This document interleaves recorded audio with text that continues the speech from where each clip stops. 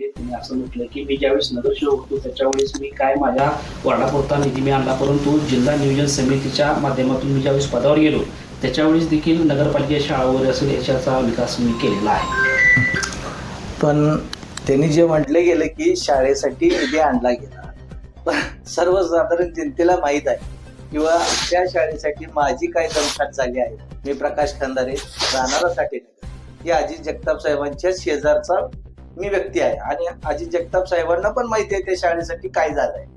त्या शाळेसाठी मी त्यांच्याकडे वारंवार गेले होते की बाबा शाळा बंद आहे, त्या नगरपालिकेच्या शाळा बंद आहे, त्यासाठी मी पाठपुरावा केला. पाठपुरावा DPDC कडे केला, पुणे विभागाकडे केला, मुंबई शिक्षण विभागाकडे केला. त्यानंतर मागासवर्गीय आयोगात जावं लागलं मला त्या शाळेसाठी आणि यांनी सांगते शाळा मी केल्या म्हणून. मला सर्वसाधारण जनतेला मला मागासवर्गीय आयोगात जावं लागलं आणि त्याचा पाठपुरावा करून मी ती शाळेच्या इमारती साधारण 2022 मी 2018ला ह्या शाळेसंदर्भात सगळ्या तक्रारी केल्या आणि 2022ला मला निकाल लागला मागासवर्गीय आयोगाचा. त्यावेळेस मागासवर्गीय आयोगाने एक टीम पाठवली रिटायर जजची की ह्या शाळा सर्वसाधारण लोकांच्या बंद पडता कामा येऊ नये आणि त्याचे आम्हाला अहवाल पाठवण्यात यावा असं मागासवर्गीय आयोगाने त्या टीमला सांगितलं आणि ती टीमनं त्यांचा अहवाल सादर झाल्यानंतर मागासवर्गीय आयोगानं त्या शाळा कोणत्याही कामात बंद पडता कामा येऊ नये आणि सर्वसाधारण लोकांच्या जनतेच्या नगरपालिकेच्या शाळा असतात त्या शाळेवर आपण गांभीर्याने लक्ष द्यावं म्हणून असं पत्र मागासवर्गीय आयोगानं शेवटसाठी काढलं आणि त्याची अंमलबजावणी शिक्षण अधिकाऱ्यांनी केली. त्यामुळे ह्या शिक्षण संस्था उभारल्या गेल्या हे अजित साहेबांना माहित आहे. आणि त्याच अनुषंगाने असंही म्हटलं की इंग्लिश स्कूलची शाळा आहे, हा. त्या ठिकाणी जो मैदान त्या मैदानामध्ये हायमासा टावर लावण्यात आलेलं. आता इंग्लिश स्कूलची शाळा ही शिक्षणाचं क्षेत्र आहे. त्या टावरचा उपयोग सर्वसाधारण जनतेला काय होणार आहे? ते मैदान हे फक्त त्या शाळेसाठी वापरणार का सर्वसाधारण जनतेसाठी वापरणार? रात्रीचं तिथं लोक जाऊन बसणार का ते आय मस्ट बघत? कशासाठी जाणार? जिल्हा नियोजन समितीच्या माध्यमातून रस्त्याची असतील, गटरीची असतील, अशी बरेच त्यांनी कामं केलीत असंही त्यांनी म्हटले. नाही, रस्त्याची कामं झालीत भरपूर त्यांच्या काळात आणि गटरीची बी कामं छान झालीत. तुम्ही कधी पावसाळ्यात आला आमच्या इकडे तर ओढी घेऊन या पंढरपूरवरनं, तुम्हाला कल्याण प्रभू ते नवीन जाणारा तहसीलदार रस्ता या रस्त्याला येताना तुम्हाला ओढीनं पलीकडल्या बाजूला यावं लागेल. एवढी छान रस्त्याची कामं आणि गटरीची कामं झालेली आहेत. आणि त्यांनी सांगितलं की ज्या नगरपालिकेत मी 20 वर्षे नगरसेवक म्हणून राहिलो त्याच नगरपालिकेकडे जाताना त्यांना स्वतःला पंढरपूरवरनं ओढी मागवावी लागते अशी अवस्था त्या नगरपालिकेची आहे. 20 वर्षे झाली ती त्यांना दिसत नाही डोळ्यांना, त्यामुळे ती थोडस चष्मा वापरतात.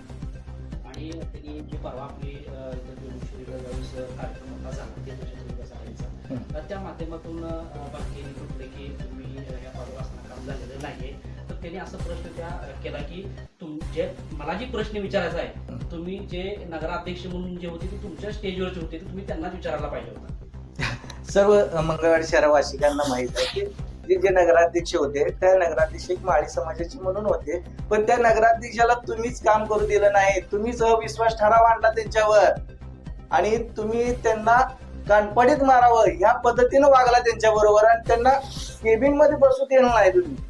आणि त्यांनी कसं काम करावं? तुम्ही नगरपालिकेच्या गेटलाच उभारला, त्यांनी जाणार कसे आज? हे सगळ्या जनतेला माहित आहे, सांगायची गरज नाही.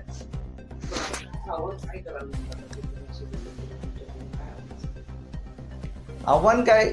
जेणेकरून बाबा तुमच्या चुका ही स्वतःहून तुम्ही दाखवू नका जनतेला. मंगळवाडी शहरवासिका चांगली सुज्ञ झालेली आहे आणि व्यवस्थित आता समजतंय लोकांना. बाबा सर्वसाधारण लोक अशी पूर्वी वेडी होती, आता नाहीत राहिली एवढी. एक मोबाईल त्यांच्या हातात आलाय मोठा, त्यात सगळं समजतंय लोकांना कसं वागायचं काय वागायचं. त्यामुळे तुमच्या चुका तुम्ही दाखवून देऊ नका जनतेला, स्वतःच्या चुका तुम्ही दाखवून द्यायला. आता एक मंगळवाड्याचा प्रश्न आहे, त्रासीचा प्रश्न आहे आणि प्रश्न तशाच पद्धतीनं त्यांनी असंही म्हटलं की इथं मंगळवाड्यामध्ये जे स्पार्क नाही तशा पद्धतीने नाना आणि स्पार्क देखील त्या ठिकाणी त्यांनी त्यांच्या नियोजन त्यांनी उभा केलेला आहे. बरोबर आहे तुमचं म्हणणं, पण त्या नाना नानी पार्क मध्ये तुम्ही एखाद्या दिवशी तुम्ही सर्वजणच जाऊन बसा, किंवा एखादी नाना नानी तिथं जाऊन बसलेली असेल, किंवा त्यांना विचारा तुम्ही, बाबा ही पार्क तुमच्या बसण्या योग्य आहे का, ते सांगतील, मी सांगण्याची गरज नाही.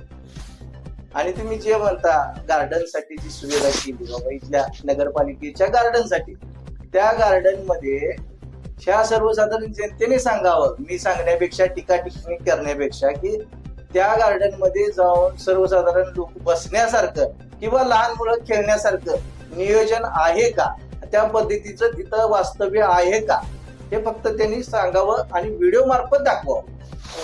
मला वाटतंय की हे निवडणुका कुठेतरी टीका टिप्पणी आणि वैयक्तिकवर चालली. हो, लय घाण पातळीवर आणि खालच्या पातळीवर वागणूक चालू आहे. टीका टिप्पणी करणं ही इलेक्शन पुरतं मर्यादित असतं, पण एवढ्या खालच्या पातळीवर झालं ही योग्य नाही. मग ही तुम्ही रडका डाव म्हणतात त्याला, त्यातला प्रकार तुम्ही करायला लागला, कारण तुम्हाला माहीत झाली जनतेने ओळखलंय तुमची अवस्था. तुम्ही ती चिडून करू नका. काय होतंय, तुमचं मन जर ढासळलं, तुमच्या चेहऱ्यावर दिसायला लागले, सर्वसाधारण जनता ओळखायला लागली तुम्हाला, पण तुम्ही ढासळून जाऊ नका, निवांत राहा, बोलू नका पुन्हा वाईट.